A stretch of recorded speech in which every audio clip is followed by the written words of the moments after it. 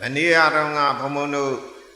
ဟေတုပစ္စည်းအာရမဏပစ္စည်းနည်းနည်းလေးပြန်ပြောဟေတုဟိတ်အမြင့်6ခုအကုသိုလ်အမြင့်ကလောဘအမြင့်ဒေါသအမြင့်မောဟအမြင့်ဘယ်နှချောင်းလို့အမြင့်3ချောင်းအမြင့်3ချောင်းကပေါင်းမှုတော့မဖြစ်ဘူးလောဘအမြင့်နဲ့မောဟအမြင့်ဒီလိုတော့ပေါင်းတယ်နော်ပြီးတော့ဒေါသအမြင့်နဲ့မောဟအမြင့်ဒီလိုပေါင်းတယ်အဲ့ဒါကြောင့်အမြင့်2ချောင်းစီပေါင်းလို့ဒီလောဘမှုစိတ်ဒေါသမှုစိတ်တို့ကိုဒွိဟေတုကစိတ်အမြင့်2ချောင်းရှိတဲ့စိတ်ဟုတ်ကလားမောဟမှုစိတ်ကြတော့မောဟအမြင့်1ချောင်းနဲ့ရှိလို့မို့လို့မောဟဟေတုကဧကဟေတုကအမြင့်1ချောင်းနဲ့ရှိတဲ့စိတ်အဲ့တော့လောဘမှုစိတ်ဆိုရင်လောဘမောဟအမြင့်2ချောင်းကဟေတုပစ္စည်းကျန်တဲ့စိတ်စေတသိက်စေတသာယုတ်တိကဘာတော့ဟေတုပစ္စည်းရဲ့ပစ္စယုတ်ပံလောဘနဲ့မောဟအမြင့်2ချောင်းကအကြောင်းတရားကျန်တဲ့လောဘမှုစိတ်စေတသိက်စေတသာယုတ်တိကအကျိုးတရားအကြောင်းဆိုတာနဲ့ပစ္စည်းနဲ့အတူတူပဲအကျိုးဆိုတာနဲ့ပစ္စယုတ်ပံအတူတူနော်အကြောင်းကြောင့်အကျိုးဖြစ်တယ်ပစ္စည်းကြောင့်ပစ္စယုတ်ပံဖြစ်တယ်အဲ့ဒါလို့အကြောင်းအကျိုးကွဲသွားလို့ရှိရင်ပစ္စယပရိက္ခဉာဏ်ရတယ်သဘောပေါက်တယ်နော်ကုသိုလ်ပဲကြတော့ကြောင်းညာပေါ့ဆိုတာဆန့်ကျင်မဲ့လောဘကလိုချင်တာကိုအလောဘကြတော့မလိုချင်ပေးကံစွန့်ကြဲတယ်ပေးတယ်စွန့်တယ်လူတယ်အဲ့ဒါဆိုရင်အလောဘအမြင့်ဟုတ်ကလားဒီပုဂ္ဂိုလ်လေးတွေအပေါ်မေတ္တာထားတယ်အဒေါသအမြင့်သူတို့တတ္တဝါလေးတွေအနာဘွယ်အကောင်လေးတွေဆိုပြီးတော့ညာနဲ့ဥစီပြီးတော့လှူလိုက်တော့အမောဟအမြင့်အလောဘအဒေါသအမောဟဒီတရား3ပါးကကုသိုလ်ဟိတ်3ပါးကုသိုလ်အမြင့်3ကြောင်းဟုတ်ကဲ့မို့လားဘုံဘုံကလည်းနေတိုင်းဒါနဖြစ်အောင်ဆိုစာလေးတွေကျွေးတယ်ခိုလေးတွေဘုံဘုံထွက်လိုက်တယ်ဆိုသူကလည်းစောင့်နေကြစာတွေခိုတွေဇရက်တွေဂျိုးတွေကြီးကန်းတွေလာကြတယ်နော်ကျိုးခိုတွေပါလေဆိုရင်းနေတော့ဘုံဘုံကထွက်ပြီးတော့ဒီလိုလေးစားစရာလေးတွေတင်လိုက်တယ်ဆိုလားလက်ပေါ်စီလို့နားပကုံးပေါ်နားခေါင်းပေါ်စီလို့နားတာသူတို့တရိစ္ဆာန်လေးတွေဆိုတော့ငရဲကြီးတယ်လူလည်းပဲတိပြီလို့သူတို့ကတော့စားခြင်းလို့လာနားကြတာအဲ့ဒါလို့သေးတဲ့ကန်းတဲ့အခါကျတော့အလောဘဟိဟုတ်ကဲ့မို့လားအလောဘဟိသူတို့ပေါ်မေတ္တာထားတော့အဒေါသဟိတို့လည်းပဲဒီလိုဘဝတန္တရာတိရစ္ဆာန်လေးတွေဖြစ်တဲ့ဘဝရှိတယ်ဒီလိုဘဝတွေကလွတ်အောင်ဆိုပြီးတော့ဉာဏ်ဥသိလိုက်တော့အမောဟဟိသဘောပေါက်တယ်နော်အလောဘအဒေါသအမောဟအမြင့်3ချောင်းကဟေတုပစ္စည်းနော်သူနဲ့ရှင်တဲ့စိတ်စေတသိက်တွေစိတ်တသာယုတ်တွေကဟေတုပစ္စည်းရဲ့ပစ္စယုတ်ပံအလောဘအဒေါသအမောဟစေတသိက်3ပါးကအကြောင်းတရား3ပါးဟုတ်ကဲ့မို့လားသူနဲ့ရှင်မဲ့စိတ်စေတသိက်စေတသာယုတ်တွေကအကျိုးတရားအကြောင်းကြောင့်အကျိုးဖြစ်တာသဘောပေါက်တယ်နော်အဲ့ဒီကိုအကြောင်းအကျိုးတွေဆင်ញင်သုံးတတ်တော့သမတနာဉာဏ်ဒီတရားတွေကအကြောင်းတရားရောအကျိုးတရားရောခဏလေးမိနစ်ပိုင်းစက္ကန့်ပိုင်းလေးအတွင်းဖြစ်ပြီးပြက်သွားတယ်လို့မြင်လိုက်တော့ဘာဖြစ်တော့အနိစ္စဟုတ်ကလားဖြစ်လို့ပြက်လို့မဆုံးနိုင်အောင်ဖြစ်လိုက်ပြက်လိုက်မဆုံးနိုင်အောင်ရှိလို့ဒုက္ခကိုယ်အလိုလိုက်ကလားမလိုက်ဘူးအဲ့ကြတော့ဘာတော့အနတ္တအနိစ္စဒုက္ခအနတ္တဘောပေါက်တယ်မို့လားအဲ့တော့ သူသောတာနုကတသုတ်တံအရာ၄ချက်လဲစီသွားတာပေါ့သောတာနုကတသုတ်တံအရာတရားသဘောတွေကိုအရင်ဆုံးနားနဲ့ထောင်ရတယ်တရားနာရတယ်နော်တရားနာတဲ့အဆင့်ကပထမအဆင့်နောက်ပထမအဆင့်ပြီးရင်နောက်ဒုတိယကဘာလုပ်ရတော့မိမိပါးစပ်နဲ့ရွတ်ဖတ်ရတယ်ဟုတ်ကလားပါးစပ်နဲ့ရွတ်ဖတ်လိုက်တော့ဒုတိယအဆင့်နောက်အကြောင်းတရားအကျိုးတရားပစ္စည်းတရားပစ္စယုပ္ပံတရားလို့ခွဲခြားသိလိုက်တော့မနတာနုပိခိတစိတ်နဲ့ဆိုင်တာတဲ့သူကဟုတ်ကလားအဲ့တော့တတ္တယအစဉ်စိတ်နဲ့သိနောက်အဖြစ်အပျက်မြင်လဲသွားရောဒိဋ္ဌိယသုပ္ပတိဝိဒပညာဖြင့်ထိုးတွင်သိပြီတဲ့အဲ့ဒါအဖြစ်အပျက်လောကီစိတ်တွေထဲမှာအဖြစ်အပျက်မြင်တဲ့စိတ်ကပထမဓမ္မစားပဲနော်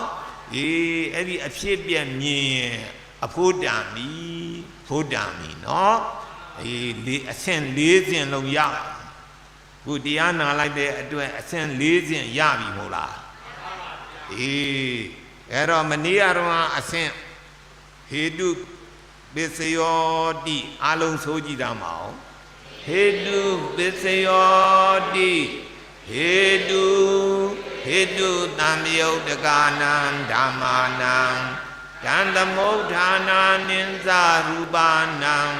ဟေတုပစ္စယေနပစ္စယောအာရမဏပစ္စယောတိရူပါယတနံသက္ခုဝိညာဏဓာတုယတံသမယုတ်တကာနိသဓမ္မာနံအာရမဏပစ္စယေနပစ္စယောတတ္ထာယတနံလောတဝိညာဏဓာတုယတံသမယုတ်တကာနိသဓမ္မာနံအာရမဏပစ္စယေနပစ္စယောခန္ဓာယတနံခန္ဓာဝိညာဏဓာတုယတံသမယုတ်တကာနိသဓမ္မာနံအာရမဏပစ္စယေနပစ္စယောရတာယတနံဇိဝဝိညာဏဓာတုယတံသမယုတ်တကာနိသဓမ္မာနံအာရမဏပစ္စယေနပစ္စယောဘုဒ္ဓဘာယတနံကာယဝိညာဏဓာတုယတံသမယုတ်တကာနိသဓမ္မာနံအာရမဏပစ္စယေနပစ္စယောရူပါယတနံတတ္ထာယတနံခန္ဓာယတနံရတာယတနံဘုဒ္ဓဘာယတနံမနောဓာတုယတံသမယုတ်တကာနိသဓမ္မာနံအာရမဏပစ္စယေနပစ္စယောသဗ္ဗေဓမ္မာမနောဝိညာဏဓာတုယတံသမယုတ်တကာနိသဓမ္မာနံအာရမဏပစ္စယေနပစ္စယောယံယံဓမ္မံအာရဘာယေယေဓမ္မာဥပ္ပဇံတိစေတာစေတတိကာဓမ္မာဒေတေဓမ္မာဧတံဒေတံဓမ္မာနံအာရမဏပစ္စယေနပစ္စယောဒါနှစ်ဆင့်ရသွားတာပေါ့ဘုံဘုံရွတ်လိုက်တော့အတန်ကြားတာကနာကိစ္စနောက်ကိုယ်ပါးစပ်နဲ့ရွတ်လိုက်တော့ပါးစပ်နှုတ်ကိစ္စအဲ့ဒါလေးဥမာအကြောင်းအကျိုးတွေဆင်ញင်လိုက်တော့စိတ်ကိစ္စအဖြစ်ပြည့်မြင်လိုက်တော့သတုဋ္ဌမနဒိဋ္ဌိယသုပ္ပတိဝိဒ္ဓာ၄ကိစ္စပြီးအောင်လုပ်ရတယ်နော်ကဲအာရမဏဆိုရင်လည်းပဲရူပါယတနံဆိုတဲ့ရူပါယုံလေးကအဆင်းလေးကသက္ကုဝိညာဏဓာတုယာတံသမယုတ်တကာနိသဓမ္မာနံမြင်စိတ်စေတသိက်မြင်တဲ့စိတ်စေတသိက်ရူပါယုံလေးကအကြောင်းတရားအာရမဏပစ္စည်းမြင်စိတ်ကအာရမဏပစ္စယုပ္ပံအကျိုးတရားရူပါယုံကြောင့်မြင်စိတ်ဖြစ်တယ် ရူပယုံကယုတ်တရားမြင်စိတ်ကနံတရားဟုတ်ကဲ့မို့လားအဲ့တော့ယုံနံလဲကွဲမသွားပြီဘူးလား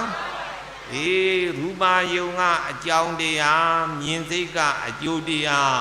အကြောင်းအကျိုးကွဲသွားတယ်ဟုတ်ကဲ့လားအဲ့တော့ပစ္စယပရိက္ခဉာဏ်ရတယ်နာမရူပပရိစ္ဆေရဉာဏ်ပစ္စယပရိက္ခဉာဏ်ဒီတရားကရူပယုံကယုတ်တရားမြင်စိတ်ကနံတရားအဲ့ဒါလို့စိတ်စေတသိက်သဘောတရားလေးတွေကိုသုံးသပ်ဆင်ခြင်တော့သမတနာဉာဏ်နဲ့ဟုတ်ကလားဒီတရားလေးတွေဟာခဏလေးဖြစ်ပြက်သွားတဲ့အတွေ့အနိစ္စခိုင်းနာလေးမှမီးလေးတွေမြင်နေမဟုတ်လားအစိမ်းလေးတွေမိတ်တုံနဲ့သူကဖြစ်ပြက်တာမဟုတ်လားအေးအဲ့ဒါလို့ဖြစ်ပြက်နေတာမြင်လို့ရှိရင်ဒါအနိစ္စနော်အေးမြင်မုံချင်းလည်းပဲတဖြည်းဖြည်းမှပိုးပူပြီးတော့မြင်တာနော်အစပိုင်းမြင်တာနဲ့နောက်တဖြည်းဖြည်းလေ့ကျင့်လာတော့မြင်တာမတူတတ်ဘူးနော်အေးအဲ့တော့နောက်ကြတော့မေဖို့နိဗ္ဗာန်ကျေးဇူးပြုလောက်အောင်သူကကျေးဇူးပြုတဲ့အနိစ္စဉာဏ်ကြီးပေါ်လာတယ်သူကနော်အေးအဲ့တော့ခုပထမပိုင်းမမြင်သေးတဲ့ပုဂ္ဂိုလ်ကလည်းစိတ်မပြတ်နဲ့ပေါ့စိတ်မပြတ်နဲ့ကြိုးစားပြီးတော့အဖြစ်ပြက်မြင်အောင်ရှုမြင်မိတာပုဂ္ဂိုလ်တွေကလည်းပဲမေဖို့နိဗ္ဗာန်မရသေးဘူးဆိုရင်ဒါနည်းနည်းလူသေးလို့ဆိုပြီးတော့ဆက်ပြီးတော့ပဲရှုဟုတ်ကလားအေးထို့တူတတ္ထာယတနံသောတာဝိညာဏဓာတုယတံတံယုတကနိသဓမ္မနံအာရမဏပစ္စေနာပစ္စယောအတန်ဒီကပစ္စည်းကြားစိတ်ကပစ္စယုပံပစ္စည်းပစ္စုပန်ခွဲလိုက်တော့ဘာတော့အတန်ကပစ္စည်းကြားစိတ်ကပစ္စယုပံခွဲလိုက်သမှာ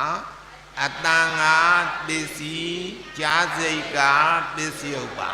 အေးအတန်ကပစ္စည်းဆိုတာနဲ့အကြောင်းတရားဆိုတာအတူတူပဲเนาะအတန်ဒီကအကြောင်းတရားကြားစိတ်ကအကျိုးတရားအကြောင်းကြောင့်အကျိုးဖြစ်တာ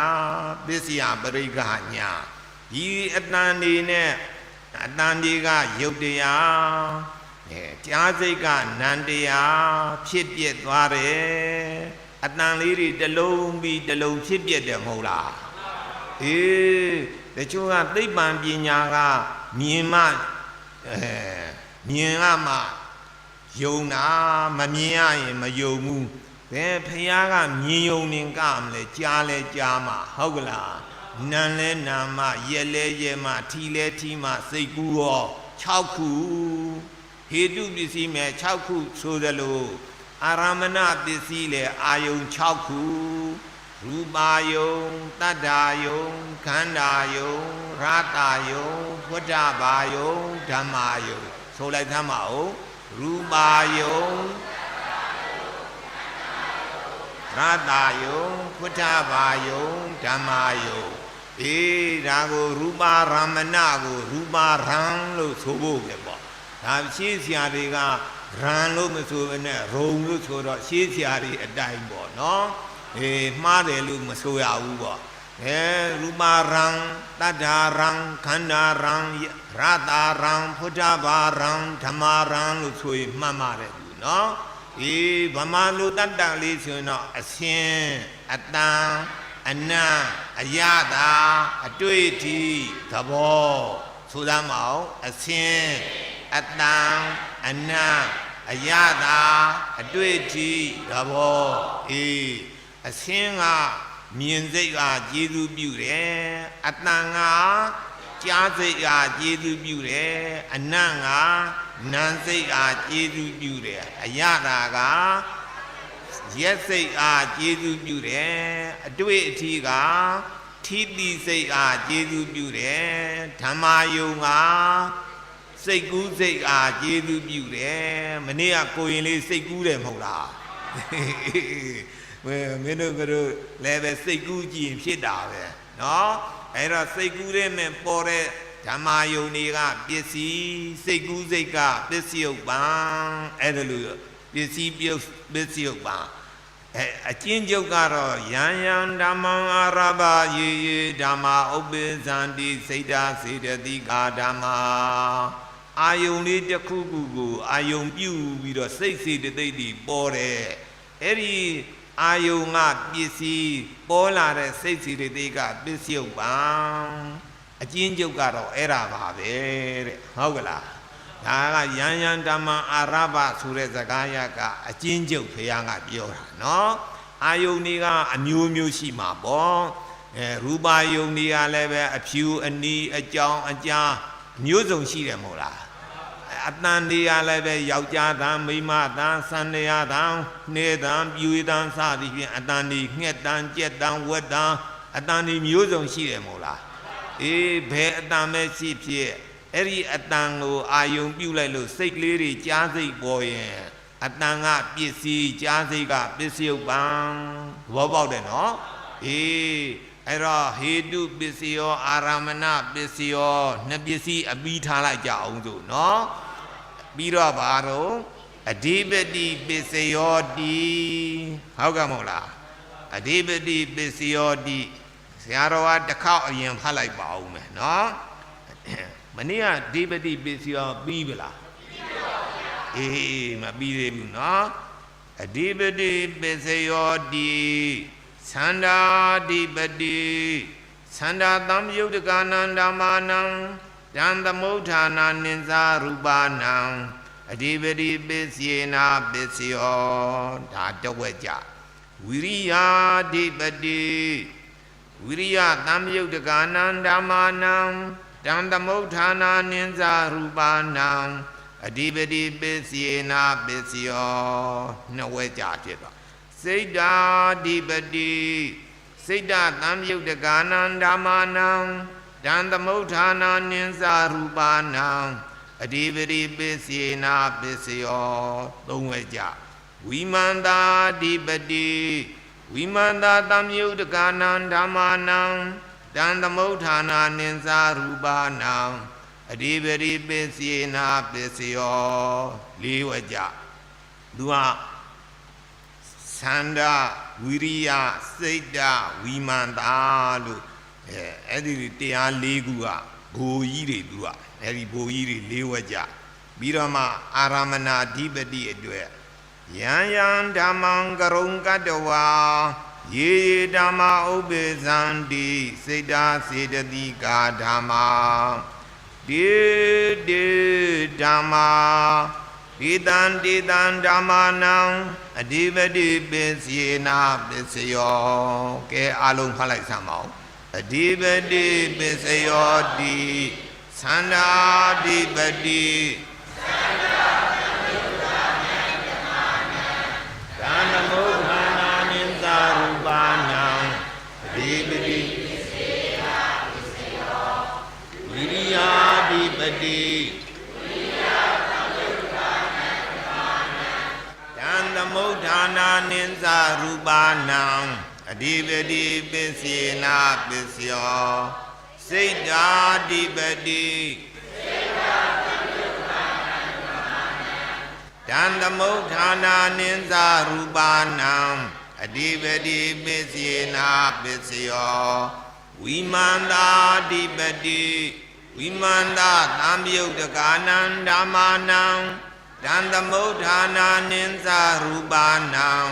အဓိပတိပစ္စေနာပစ္စယောယံယံဓမ္မံကရုံကတဝါယေယေဓမ္မာဥပ္ပဇန္တိစိတ်ဓာစေတသိကာဓမ္မာတေတေဓမ္မာဒေတံဒေတံဓမ္မာနံအဓိပတိပစ္စေနာပစ္စယောအေးဒါအဓိပတိဆိုတာအဓိက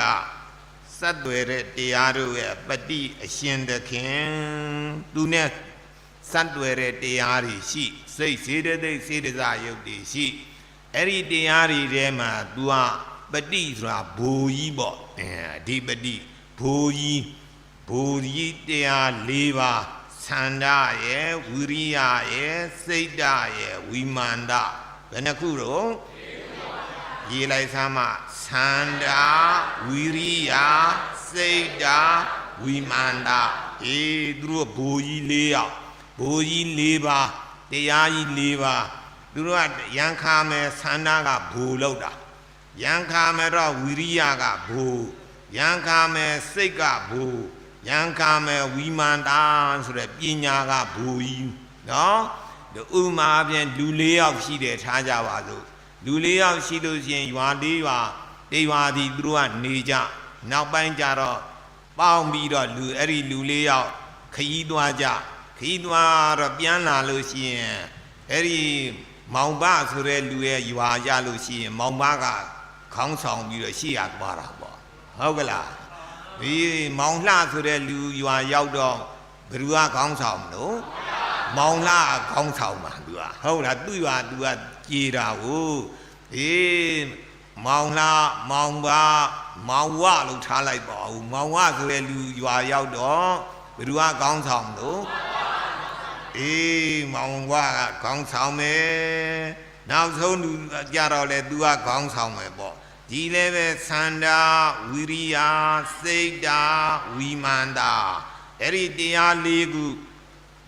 ခုလုံးတော့ဘိုးမဖြစ်ဘူးသူကတစ်ခုခုကဘိုးလှုပ်လိုက်ရင်နောက်၃ခုကနောက်လိုက်လို့ရတယ်သူကနော်ဒီလည်းပဲစစ်ဘိုလ်ကြီးတွေဘိုလ်မှုကြီးတွေဘိုလ်ချုပ်ကြီးတွေရှိတယောက်ကဘိုလ်ချုပ်လုပ်ရင်ကျန်တဲ့လူကဘိုလ်ချုပ်မလုပ်ရဘူးသူကဟုတ်လားဒီတက်မယ်ဆိုတော့သူကဘိုလ်ချုပ်ကိုအဲ့တော့အဲ့ဒါလိုပဲသန္တာဝီရိယစိတ်တာဝိမာန်တာဆိုတဲ့တရား၄ခုကရန်ခါမဲ့တစ်ခုစီခေါင်းဆောင်သွားကြတယ်တဲ့ဥပမာအားဖြင့်သူမိရာယတိလေးဒီပင်ကရာဖရာရဲ့ခြေတော်ရင်ဝစ်စင်းပြီးတော့ဖရာစုပန်းတယ်တပည့်တော်ဒီကုသိုလ်စေရနာကြောင့်သူကဝင်းအားကြီးမှောက်ပြီးတော့ရွှွန့်ပွန်နေမဲ့ဝင်းအားမှောက်ပြီးတော့တပည့်တော်ကြောပေါ်နင်းလျှောက်ပါဖရာမြတ်စွာဘုရားမူထားတဲ့တန်ဃာတော်ယဟန္တာ၄သိန်းတပည့်တော်ကြောပေါ်နင်းလျှောက်ပါဖရာဘွက်ထဲမနင်းပါနဲ့ဖရာလို့အဲ့လိုလျှောက်တယ်မဟုတ်လားသူမိရာယတိလေးကသူမိရာယတိလေးကဘာလို့အဲ့လိုလျှောက်တာလဲဆိုတော့ तू ကဖျားဖြစ်ခြင်းလို့နော်ဖျားဖြစ်ခြင်းတဲ့ဥစ္စာသန္တာလို့ခေါ်တယ်ဘာလို့ခေါ်တော့တချို့ကဖျားဖြစ်ခြင်းနဲ့ခြင်းလေးဘာလို့မလို့လောဘလို့ပြောကြလောဘမဟုတ်ဘူးဒါကနော်ကောင်းတာကိုလိုချင်တယ်ဆိုရင်သန္တာမကောင်းတာတွေလိုချင်မှလောဘဟုတ်ကလားသူမိရာယတိလေးကအဲ့ဒီမဲ့သန္တာအဓိပတိတတ်ထည့်ပြီးတော့တပည့်တော်ကြောပေါ်တန်ဃာတော်၄သိန်းနဲ့တကွနင်းပြီးတော့ရှောက်ပါဖျားဘွက်ထဲမနင်းပါနဲ့ဖျားအဲ့ဒါ तू ကဘာကိုလိုချင်လို့တော့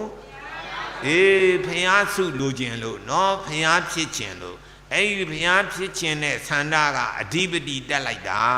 တဲ့သန္တာဖျားဖြစ်ခြင်းနဲ့သန္တာစေတသိက်လေးကအဓိပတိပစ္စည်းဟုတ်ကလားဝင်းအားကြီးမှောက်ပြီးတော့တပည့်တော်ကြောပေါ်နင်းလျှောက်ပါဖျားလို့လျှောက်ထားလိုက်တဲ့အတန်တွေကအဓိပတိပစ္စည်းရဲ့ပစ္စယုပ္ပံဟုတ်ကလားအဲ့ဒါသန္တာဓိပတိ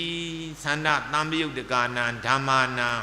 တန်သမုဋ္ဌာနာနင်းစရူပါနံအဓိပတိပစ္စေနပစ္စယောယံခာမေဝိရိယကဘူဖြစ်တယ်ဝိရိယက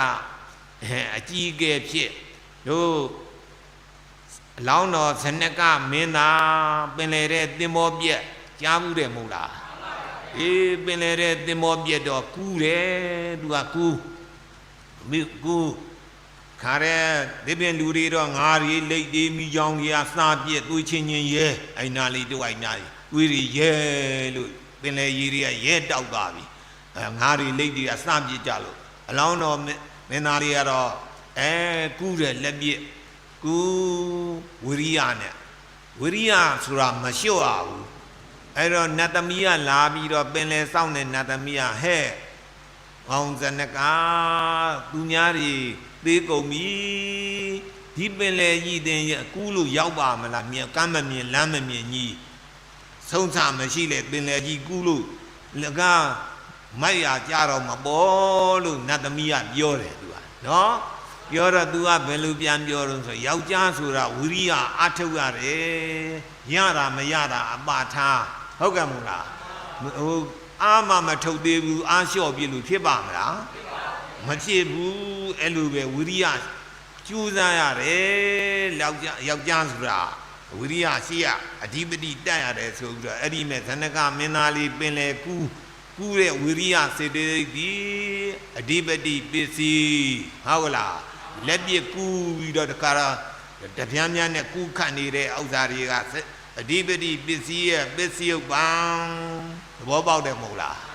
အေးအဲ့ဒါလိုအဓိပတိပစ္စည်းအဲ့တော့မင်းပင်လေဆောင်မင်းနတ်သမီးလေးကခဲတင်တလောက်တောင်ဟာပြုကျင်နေဆိုသူကဆဲပြီးတော့ဟိုးသူတို့တိုင်းပြည်ရဲ့ဥယျာဉ်နဲ့ကြောက်ဖြာပေါ်တင်ပေးပြခဲ့တယ်နော်ဒါဝိရိယရဲ့အကျိုးမခံစားရဘူးလားအေးအဲ့ဒါကြောင့်သန္တာတို့ဝိရိယတို့စိတ်ကလည်းပြင်းထန်လို့ရှိရင်ဒါလည်းပဲအဓိပတိတက်တာပဲဘုံဘုံတို့မင်းကုသစမယ်ကြားဘူးတယ်မို့လားအလောင်းတော်ကုသကစောင်းလေးပိုင်ပြီးတော့ပပဝရီနောက်လိုက်သွားတာလေမပဝရီက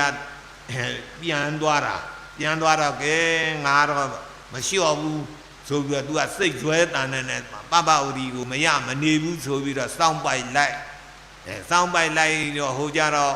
အိုးလုတ်တဲ့လူတွေစီအိုးဝင်လို့ရဖြာရက်တဲ့လူတွေစီဖြာရက်ရ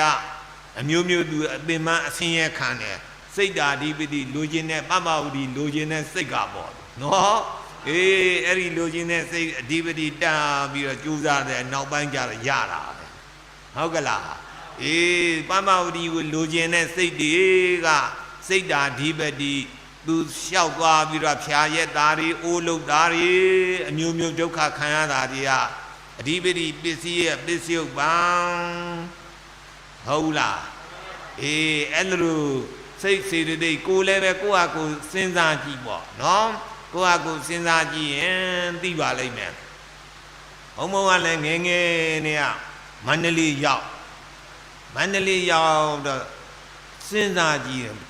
တမနဲ့ခင်းလုံးဆွမ်းခံသွားရတယ်တမနဲ့ခင်းလုံးဆို6နာရီလောက်ဆိုဆွမ်းခံထွက်ပြီးကျောင်းကို7နာရီ9နာရီလောက်မှပြန်ရောက်3နာရီလောက်ဟာလကန်းအချိန်ကြီးကုန်တာပဲငါဘာလုပ်ရပါမလို့ဆိုစဉ်းစားတယ်နော်အဲ့တော့ဗိတ်ဖုံးပေါ်မယ်ဒီလိုစာရွက်ကလေးရေးသွားတာဘုံကကြည့်ရမယ်စာလေးအဲ့ဒါဆွမ်းခံရင်မတ်တာစာကြက်သွားရတာဆွမ်းခံရင်မတ်တာစာကြက်သွားစာတွေရတာပဲအပြန်ဟာဆိုရပြီစာတွေနော်အေးတခါတလေစာမကြက်နိုင်ဘူးဆိုရင်ဆွမ်းခံရင်စာတွေပြန်သွားတာအဲ့ဒါလိုညံလေးနဲ့လှုပ်တော့ဒါဝိမန္တာဓိပတိပေါ့ဟုတ်ကလားဝိမန္တာဓိပတိအခါလေးနောက်နာကိုတော်နှစ်ပါးပြောကြီးတယ်ဟောဒီကိုတော်တိုးထွက်ကြီးနဲ့ဒူပါရဲ့သူတို့နောက်ကကိုတော်ကပြောနေကြတာနှစ်ပါးတပါးကမင်းမဟုတ်ဘူးဗျာမင်းကြည့်တော့တာဒီကိုတော်ကတိုးထွက်ကြီးနဲ့ဒူတာညံသိပ်ကောင်းတဲ့ကိုတော်ပညာအလွန်တော်တယ်တဲ့သူတို့ကဘုံဘုံကိုချီးကျူးသွားကြတယ်နော်နောက်ကြတော့စာမှုပဲတွေပါတွေဆိုရင်ဘုံဘုံပထမရအောင်အဲ့လိုဆိုတော့အံဝေါ်ကြအဲ့ဒါဝိမန္တာဓိပတိအလုတ်ကံနဲ့ဆရာတော်ဉာဏ်ရှိတယ်မို့လားဆရာတော်အဲ့လိုပြောတော့ကြွားတယ်လို့မအောင်မေးပါနဲ့နော်ဝိမန္တာဓိပတိလေးပေါ်အောင်ပြောတာပါဟုတ်ကလားသန္တာဝိရိယစိတ်ဓာဝိမန္တာဆိုလိုက်သမ်းပါဦးသန္တာဝိရိယစိတ်ဓာဝိမန္တာဘူကြီး၄ခုအဓိပတိတရားကြီး၄ခုနော်အဲ့ဒီတရား၄ခုတစ်ခုခုခေါင်းဆောင်လိုက်ပြီဆိုလုပ်ငန်းကြီးအောင်တာပဲနော်လုပ်ငန်းသန္တာကခေါင်းဆောင်ရင်လည်းအောင်တယ်ဝိရိယကခေါင်းဆောင်ရင်လည်းအောင်တယ်စိတ်ကခေါင်းဆောင်ရင်လည်းအောင်တယ်တော့မဟုတ်ပညာခေါင်းဆောင်ရင်တော့ပိုးပြီးတော့အောင်တာပေါ့နော်ပြီးတော့မှယံယံဓမ္မံကရုံကတဝါယေဓမ္မာဥပိသန္တိစိတ်တာစေတတိကာဓမ္မာအလေးပြုတယ်လို့ခေါ်တယ်စစ်သားတွေဘာတွေဆိုဘုရုအလေးပြုတော့စစ်ဘိုလ်ကြီးတွေဘိုလ်ချုပ်ကြီးတွေဆိုအလေးပြုရတယ်မဟုတ်လားအဲ့ဒါလို့တရားသဘောတွေကလည်းတချို့ကပေါ်ဆာသာလေးနေတဲ့တရားတချို့ကအလေးပြုတဲ့တရားဒီလိုရှိတယ်နော်အလေးပြုတဲ့တရားကြမှာအကျိုးပေးတာများတယ်နော် အလေးပြုရတာအလေးပြုလေးလေးစားစားလုပ်ရတာတရားတွေလေးလေးစားစားစာရီလေးလေးစားစားလုပ်ရပေါ့ပေါ့ရော့ရော့မလုပ်ရဂရုံကတ္တဝါဆိုတော့အလေးအနက်ထားတယ်ပေါ့ပေါ့စားစားမလုပ်ဘူးအလေးမြတ်ပြုတဲ့စိတ်ဆိုတာအကုသိုလ်တွေကလောဘမှုစိတ်ကအလေးမြတ်ပြုတယ်ဘယ်စိတ်ကအလေးမြတ်ပြုတော့လောဘမှုစိတ်ကလောဘကအလေးမြတ်ပြုခုနကတော့မနေ့ကပြောခဲ့တဲ့ကိုရင်လေးဆိုရင်လည်းပဲသူကအလေးမြတ်ပြုပြီးတော့လိုချင်တာနော်ကလေးမလေးသူကချစ်တာအဲ့တော့ချစ်တော့လောဘကနေပြီးတော့အလေးမြတ်ပြုပြီးတော့လောက်လိုက်တော့သူစိတ်ကူးတွေပေါ်တယ်ပေါ့မျိုးစုံအဲ့ဒါလိုပဲကုသိုလ်ဘက်ကလည်းပဲကုသိုလ်ကနေပြီးတော့အလေးမြတ်ပြုကုသိုလ်ကအလေးမြတ်ပြုလိုက်လို့ရှိရင်လည်းပဲကိစ္စတွေအားလုံးအောင်ပါတယ်နော်အဲ့တော့အလေးမြတ်ပြုတဲ့စိတ်ဒီအကုသိုလ်ဘက်ကလောဘမှုစိတ်ကုသိုလ်ဘက်ကမဟာကုသိုလ်စိတ်ဒီဘက်ကတော့16ခုပဲထားလိုက်ပါတော့နော်ဒီတာမန်အယသားတွေတော့ဟိုဘက်ကစိတ်တွေကတခြားပေါ့လောကုတ္တရာစိတ်တွေဘာတွေကမဲ့ဖို့ရသွားပြီမဲ့ဖို့နိဗ္ဗာန်မရခင်တော့အကုသိုလ်ဘက်ကဘယ်စိတ်ကအလေးမြတ်ပြုတော့လောဘမှုစိတ်ကအလေးမြတ်ပြုတယ်တဲ့ဟုတ်လားလောဘမှုစိတ်လောဘကြီးပြီဆိုမကောင်းတာပဲသူကရအောင်လုပ်တော့တာဗျာသူကနော်ကုသိုလ်ဘက်ကတော့မဟာကုသိုလ်စိတ်အဲ့ဒီမဟာကုသိုလ်စိတ်အာထုတ်ပြီးဆိုရင်လည်းသူကမရအောင်အာထုတ်တဲ့သဘောရှိတယ်နော်အလေးမြတ်ပြုတဲ့တရားသဘောရှိတယ်တဲ့အဲ့တော့အဓိပတိပစ္စည်းက2မျိုးပေါ့သဟဇာတာအဓိပတိအာရမဏအဓိပတိဘယ်နှမျိုးတော့2မျိုးရှေ့4ခုကရှေ့4ဝဲကြကသန္တာဝိရိယစိတ်တဝိမာန်တအဲ့ဒါကသဟဇာတာအဓိပတိလို့ခေါ်တယ်ဘာအဓိပတိခေါ်တော့သဟဇာတဆိုတာသဟအတူတကွဇာတဖြစ်တာခုနတငယ်ချင်း4ယောက်အတူတကွသွားတယ်လို့သန္တာကလည်းသူနဲ့အတူတကွဖြစ်တဲ့စိတ်တွေမဲ့ဘူကြီးဝိရိယကလည်းပဲသူနဲ့အတူတကွဖြစ်တဲ့စိတ်တွေရဲ့ဘူကြီးစိတ်ဓာတ်ကလည်းသူနဲ့အတူတကွဖြစ်တဲ့စေတသိက်တွေစိတ်ဒဇယုတ်တွေရဲ့ဘူကြီးဝိမာန်တကလည်းထိုနည်းတူပညာဉာဏ်နဲ့အတူဖြစ်တဲ့စိတ်စေတသိက်စေတဒယုတ်တွေရဲ့ဘူအဲ့ဒါလို့ဘူကြီး4ခုသန္တာဝိရိယစိတ်ဓာတ်ဝိမာန်တဘူကြီးပဲ2ခုတော့4ခုဆိုလိုက်စမ်းပါအောင်သန္တာဝိရိယစိတ်ဓာတ်ဝိမာန်တသန္တာစိတ်ဓာတ်ဝိရိယဝိမာန်တဘူကြီး4ခုဘူကြီး4ခုသန္တာစိတ်ဓာတ်ဝိရိယဝိမာန်တပြီးတော့အောက်ကအာရမဏအဓိပတိကြတော့အလေးအမြတ်ပြုတဲ့စိတ်ကအကုသိုလ်ဘက်ကလောဘမှုစိတ်8ခုကုသိုလ်ဘက်ကမဟာကုသိုလ်စိတ်8ခုရေးလိုက်စမ်းပါအကုသိုလ်ဘက်ကလောဘမှုစိတ်8ခုကုသိုလ်ဘက်ကမဟာကုသိုလ်စိတ်8ခုအဲ့ဒါတွေကအလေးအမြတ်ပြုတဲ့စိတ်တွေတဲ့အဲ့တော့လောဘမှုကိုအလေးမြတ်ထားမယ်ဆိုရင်တော့မကောင်းတဲ့အကုသိုလ်တွေများပြီဟုတ်လားအဲ့တော့လောဘမှုကိုအသားပေးလို့တော်ပါမလားမတော်ဘူးသူကလောဘမှုကိုပယ်ရမှာသူနော်မဟာကုသိုလ်ကြတော့အသားပေးရမှာမဟာကုသိုလ်ကနေပြီးတော့ကြိုးစားမှကောင်းတဲ့တရားတွေပေါ်ပါတယ်နော်ဘုံဘုံတို့သတ္ထသံဃာနာတင်တဲ့အချိန်သံဃာနာတင်တော့ဘုံဘုံတို့ကစာရီပြင်းပေးရတယ်9နှစ်ကျော်ပါတယ်စာရီပြင်းပေးတယ်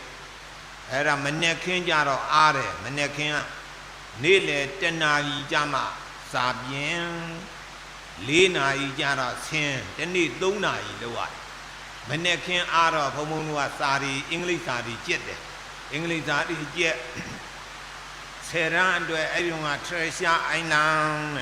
Tati Bamis tales, Sao no Biatan. It is out no go, Homono, a Lugia Bironia would, Ratinu, Piana Lupiani. Luria, Pia, Jada, Luria, all. Ah, Guru, English, Elupiana, Guru. Piana bo, piano de Jarabo. Ha, Elumapiana, Muja, the Danke, you're like Bida, Oza. Mabi Guru, Duar of Jamare. Sorry, yeah. A Ludia, English, Adio, a Ludiani, she like this, who know, on our ball. Oh no. Grew up Abioro. Alagava, the Guru Yiri, the Gajan, hold on, hold on. Some sit there, Boguria, Marcelu, Hiba. Well, no, attend there, no? Some sit there, Ludia, Marcelu, Auna. Mohobu, Walu, Minu, a do a dueni, do a do that there. Hurry Oza, English, Aluya, Hames, they are made out of lazy young, Auna, to a penny of Lupi like me, to lazy, Lolo Yard, Walu. Canani lady Lube Homonoa, the show had a Luja, Yabia, because Yara, the Mincini, Guncini, Goya. Era a lay and yet tabi or didi chaja loyem, Mahagudua, a dibity that Aramana dibity that be the Kesari, Bivare, Obaula, a lay and yet you are a dibity that looks through the bows as a lodaku maloa, no? Didi chaja loa, Adalu didi chaja, Lily Nene Lodago, a dibity busy all look call, no? A lodaku lodeka. Diri chaja, Lily Nene Tabi the Lodago, Alukoro, a dibity busy all call. Bidama Barero, Anandara Bisio, Hogala, Anandara go Bochalay, Na Andara Sura Ja. Na sura mashi, na andara jamashi, andara sura baro, ja, na sura mashi, anandara jamashi, Udinali meluri tiny diare. Kabu lady lu cut your time like the ball. Time like that to jamashi. Hogala. Kadia jelly time lucina, they do to jansi the mola. Say they say that they did Jaro, Jamashi would do. Katakubi the Kuset I kid what. No, era Anandara busy, the Manandra busy Sura, say that they could Yora, Yodi Mabau, Badu Bioraro. Say that they could Biora, say that they drew up Shipbuma, Jamashi, no? Jamashibu, good time, and so good they are to Jansi the Mola. Jansi. Every says the lady a Pibian Nibunga, Jamashi Ven a Pibian Nida, Edlu Pibiana, Jamashibu Nebu Miasa Miaga, Seku Winyana Dadu, Danam Yodagasa Dama, Taga, Bisi. Manoda duya dandam yodaganinsa damanam aram anandara bisyena bisyo. Diteme oh then you witty vine like who the bogule baba like that my baila then you lay abirama witty vine witty mobile baila bare no Eddie me Pomoa witty the kucha yame Adida Bawin Punga Selena Pungo Bisida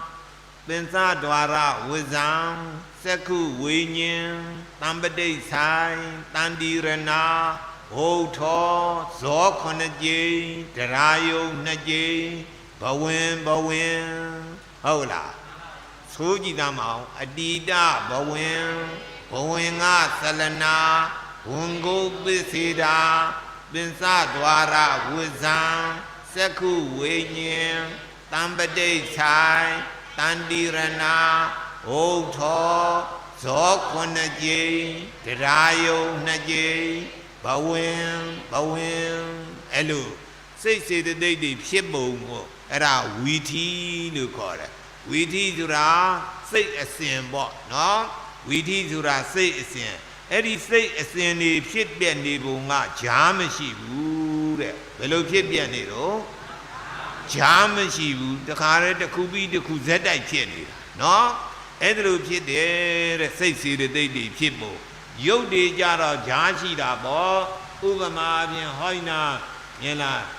ဒါကမက်ခွက်တစ်ခွက်ဒီဟာကမက်ခွက်တစ်ခွက်ဒီနှစ်ခွက်ကြားရရှိတယ်မို့လားအေးလူတွေထိုင်းနေလဲပဲတယောက်နဲ့တယောက်ကြားရှိတာပေါ့အဲ့ဒါလိုရုပ်တွေကတော့ကြားရှိတယ်စိတ်စေတသိက်တွေကတော့ကြားမရှိဘူးအကြားမရှိဘူးအဲ့ဒါလို့အကြားမရှိပဲဖြစ်ပြနေတဲ့တရားတွေဆိုတာ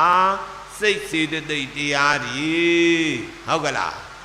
စိတ်စေတသိက်တရားတွေဒီမဲ့မြတ်စွာဘုရားဟောထားတာတော့မြင်စေ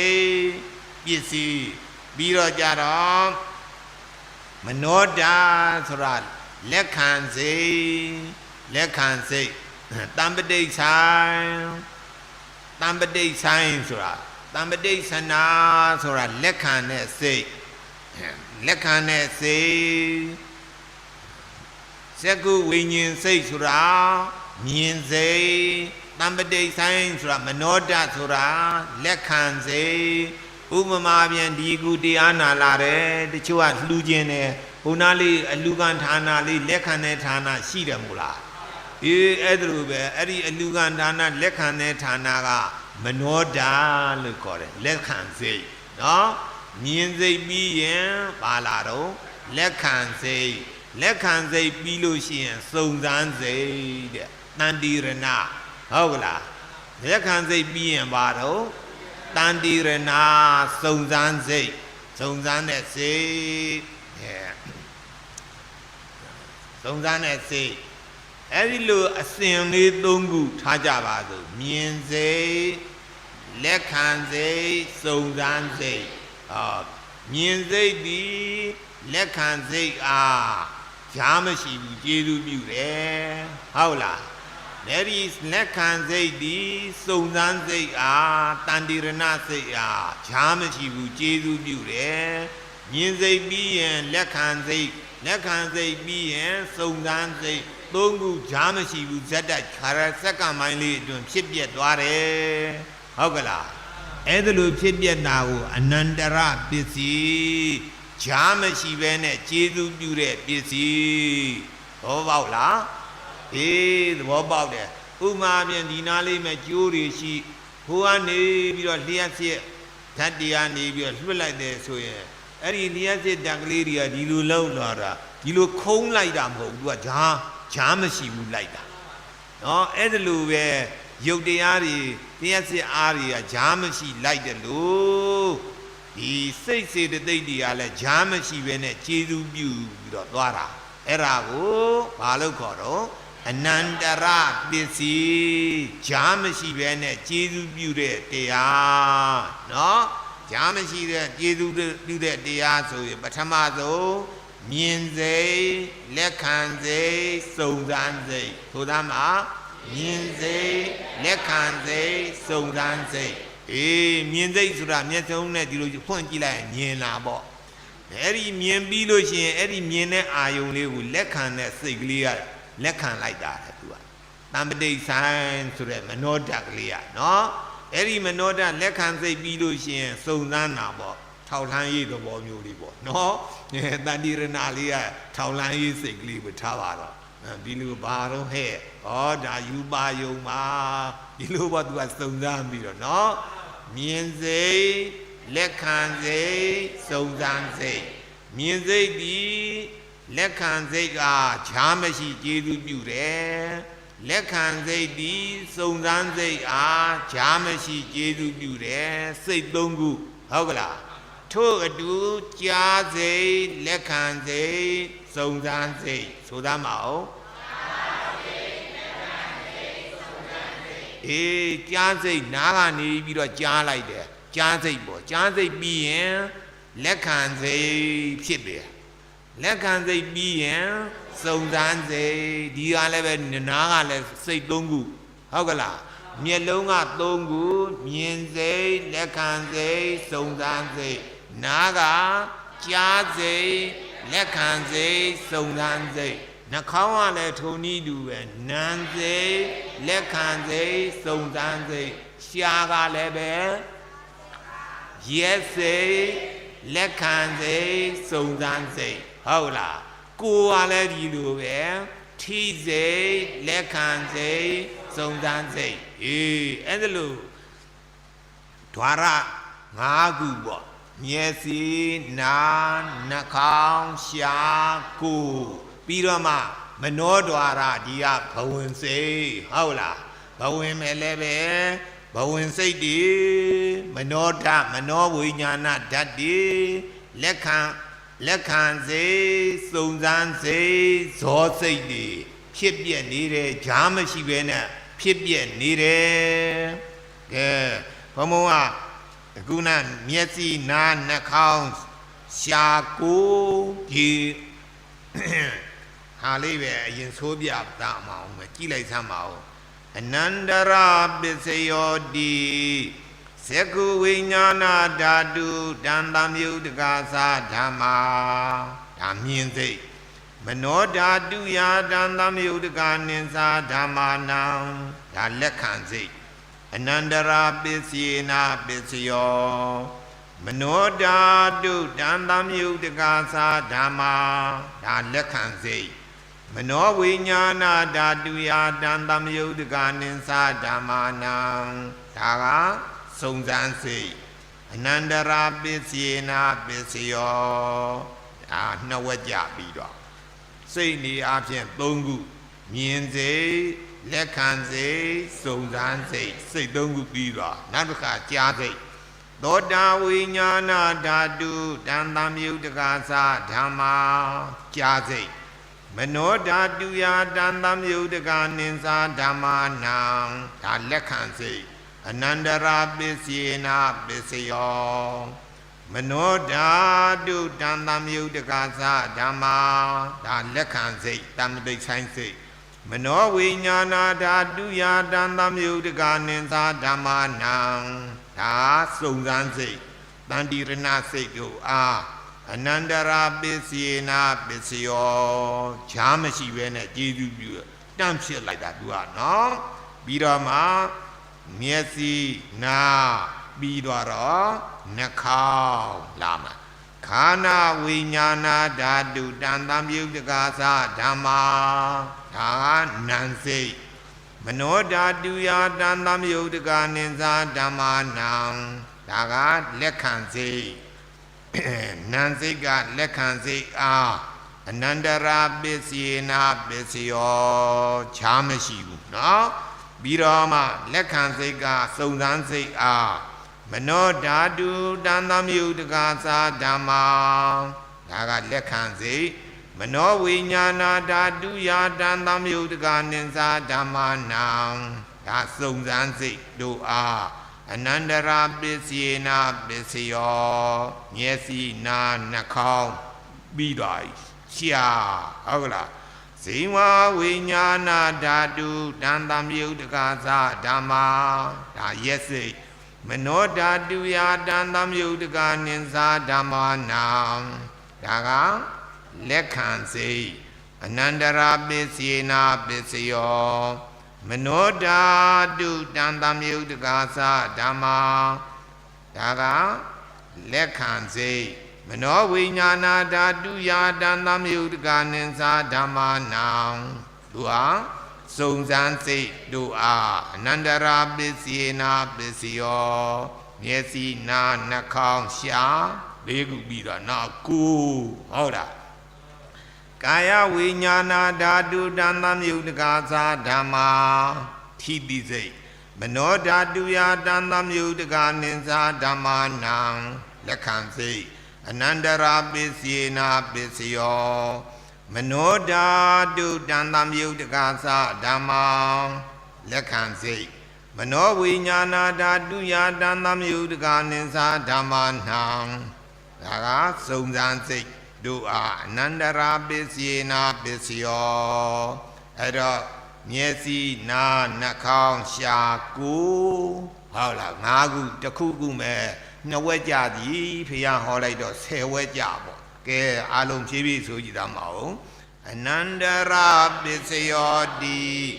သကုဝိညာဏဓာတုတံသမယုတ်တကာသာဓမ္မာမနောဓာတုယ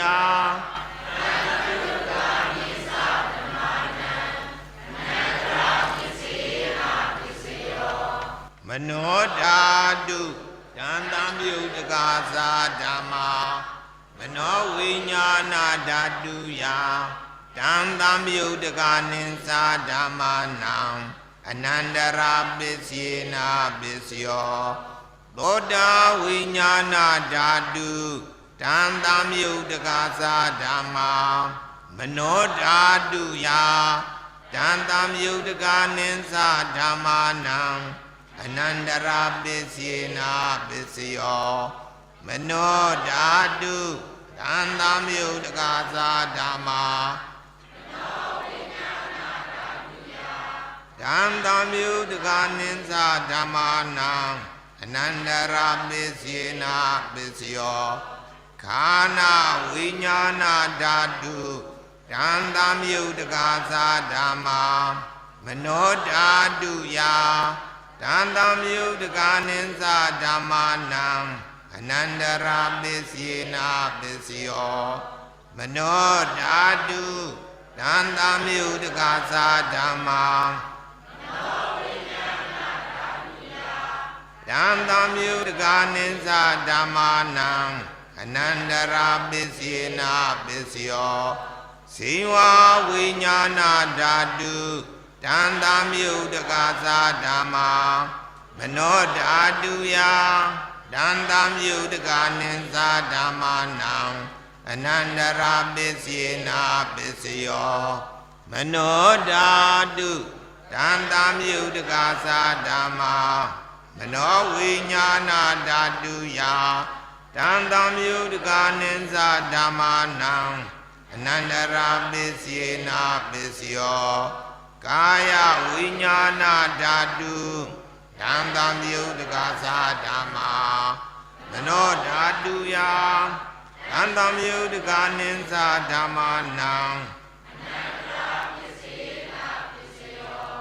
မနောဓာတုတံသမယုတ်တကာသာဓမ္မာမနောဝိညာဏဓာတုယတံသမယုတ်တကာနိသဓမ္မာနံအနန္တရာပစ္စယေနာပစ္စယော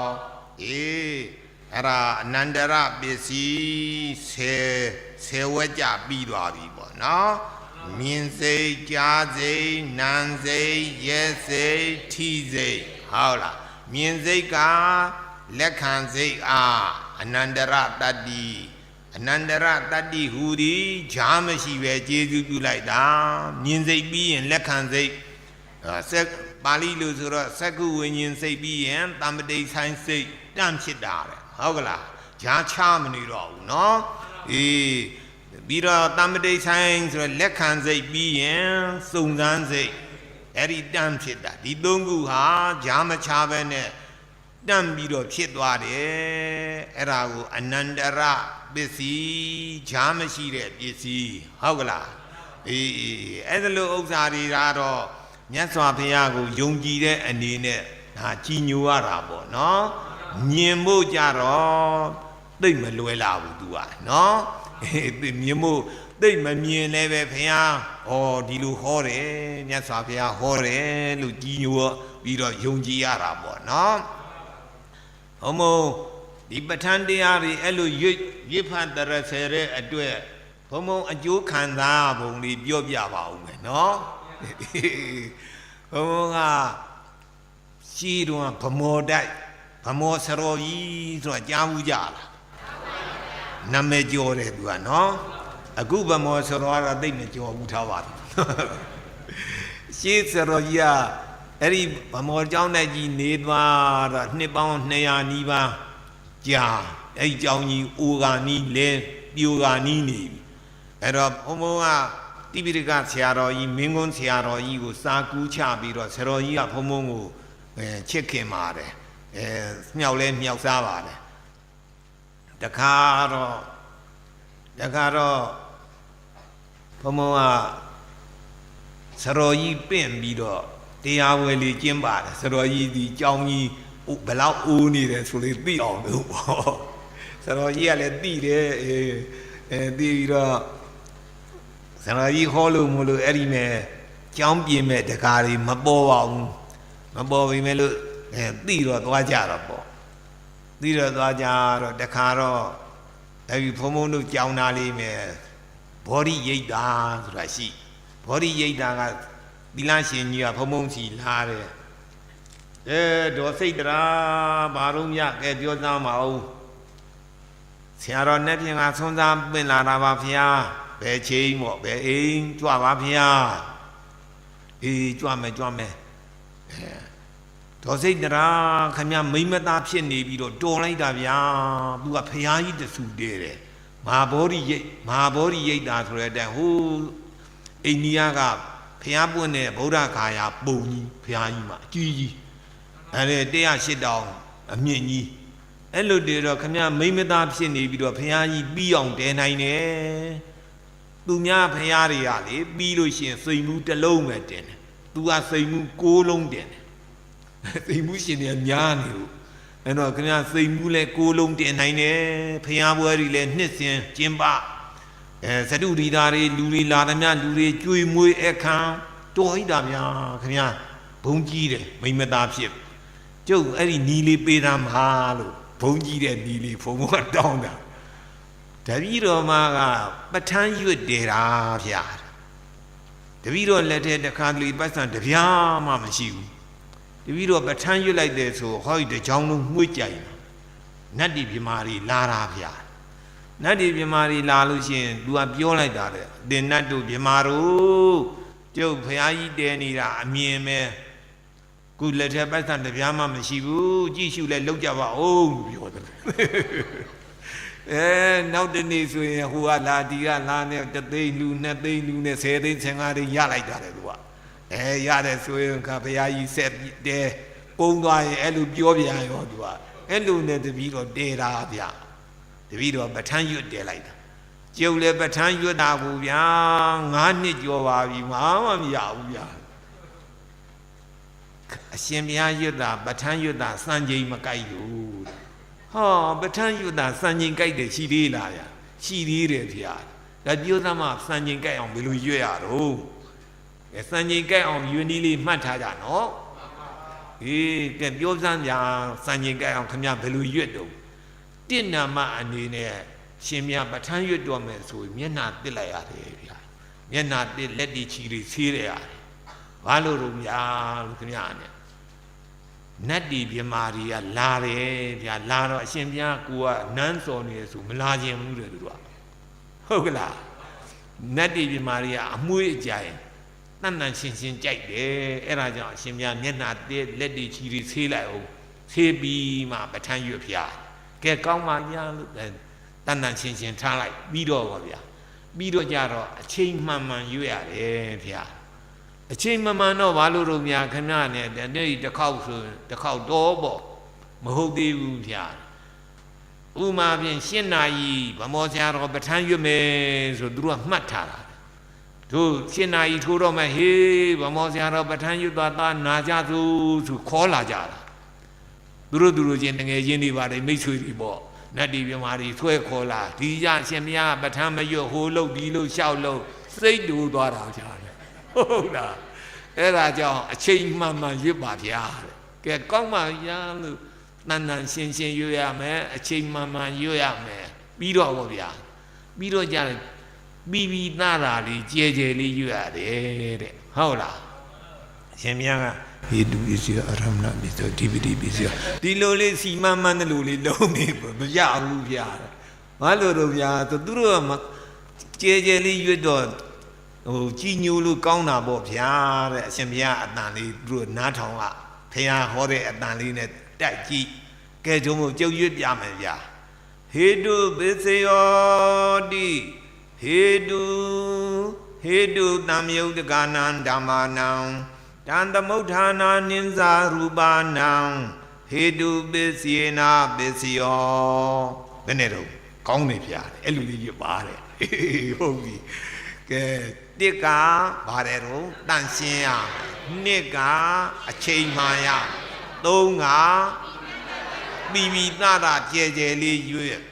လေးကြတော့ဘာတော့များဆိုတော့လေးကြတော့အမျှဝေရတယ်ဗျာဒီပဋ္ဌာန်းရွတ်တဲ့ကုသိုလ်ကောင်းမှုအဖို့ဒီပြင်နဲ့ကိုလုပ်တဲ့ဒါနသီလဘာဝနာကုသိုလ်အဖို့ဒီဟောပဋ္ဌာန်းတရားလာနာတဲ့နတ်မြမာရီအားအမျှပေးဝေပါ၏အမျှရ၍ကျမ်းမာချမ်းသာကြပါစေဟုတ်ကလား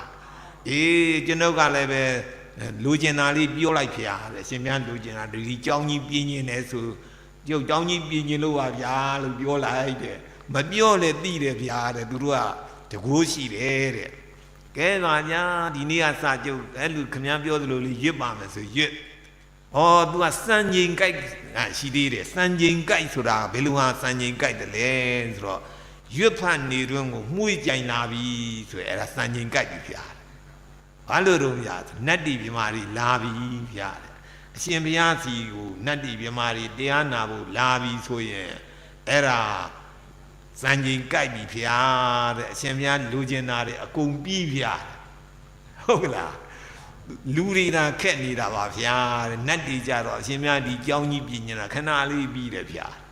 ကဲပါဗျာကျုပ်ခင်ဗျားပြောသူတို့ရွတ်ပါမယ်ဆိုရွတ်3-4လလောက်ရှိတော့မှုေးတယ်နော်မှုေးတော့ဟာနတ်တွေပြမာကြီးတော့လာပြီဟေးဘမိုးကလည်းဝန်းတာတခါတည်းကြတော့လေဟုတ်မှာမဟုတ်ပါဘူးသူစိတ်ထင်လို့ဒီမှာလို့ပြရောအဲ့လိုနဲ့ထင်လိုက်မထင်လိုက်ဖြစ်တခါတော့ဘမိုးကခေါင်းရလည်းရှိတယ်ကွာဒီနေ့ခေါင်းရိပ်မယ်ဟေ့ညနေကြီး4 နာရီ5 နာရီလောက်ခေါင်းရိပ်ပြီးတော့သင်္ကန်းလေးပါလေးလဲရေချိုးညကြတော့ကြဲကြီးဖုံဖုံကပဋ္ဌာန်းကြီးရွတ်မှုကြိုင်ပြီးဟာဒီနေ့တော့မှုရစ်တာကောင်းတာတကယ်ဟုတ်တယ်နဲ့တူလေဟေးလို့အောင်းမိနေတခါကြီးတယောက်ကအောက်ထပ်ကနေတက်လာဆရာတော်ဖျားလာတကားကြီးကျုပ်ပဋ္ဌာန်းရွတ်နေတာဗျာကဲပြောကိစ္စသူကဘယ်နေ့ဘယ်ရက်ပေါ့ဆရာတော်ဆွမ်းစားကြွပါဗျာဒီလိုပြောကဲကောင်းပြန်တော့ကျုပ်ပဋ္ဌာန်းရွတ်လိုက်အောင်မယ်ဆရာတော်ကြောင်းကမှုေးလာကြီးလားဗျာတကြောင်လုံးရေမွေးတွေဖြန့်ထားသလားမဖြန့်မှဘူးတကားကြီးကမဖြန့်ရင်ဆရာတော်ကြီးအောင်ဗျာတဲ့ရေမွေးပဲလဲပြီးနဲ့တူတယ်သူကလည်းစိတ်ကူးနဲ့ပြောတာပေါ့ကျိုးကြောင်ရေမွေးကလေးကိုမရှိပါဘူးဗျာမွေးလိုက်တာဆရာတဲ့ဆရာတော်ကတော့သိပြီငါတယောက်တည်းမွေးတာမဟုတ်ဘူးဒါစိတ်ထင်လို့မဟုတ်ဘူးတကယ်ကိုမွေးတာပဲလို့နော်အဲ့ဒီခါကျတော့စံချိန်ကကြိုက်သွားပေါ့ကိုကျောင်းကြီးပြင်ရင်တော့ဘယ်လိုဖြစ်တယ်ဆိုတော့ဗျာတိပိဋကဆရာတော်ကြီးနေမကောင်းလို့ဟောဒီသကဝါလမ်းတိပိဋကကျောင်းတိုက်ဒီဘုချုပ်မူကြီးတန်းရွှေတို့ဥက္ကင်းရွန်းတို့သူတို့ပင့်ချလာဟယ်လီကော်ပတာကြီးပင့်လာတော့ရောက်တဲ့အခါကျဆရာဝန်ကြီးပြခြေရီကူပျောက်တော့ဆရာတော်ကြီးကကျုပ်ကိုအမှတ်ရတယ်မန္တလေးကဗမော်ကျောင်း၌ကြီးပြူလဲကနီးပြီတခါကြီးတို့ပြင်လိုက်ကြလို့ပြောတာတော့ဦးတန်းချေကအဲ့လိုပြောလိုက်တော့ဦးတန်းချေကဟေးမောင်ခင်ညမင်းသွားပြင်ကွာဥက္ကညကပြောတယ်ကျောင်းကြီးကောင်းကောင်းပြင်လိုက်ရမလားအတော်တင့်ပြင်လိုက်ရမလားခင်ဗျာကောင်းကောင်းသာပြင်လိုက်ဆမ်းမှာကွာလို့ပြောတော့ဘုံကျောင်းကြီးအကောင်းကြီးဖြစ်သွားတာပေါ့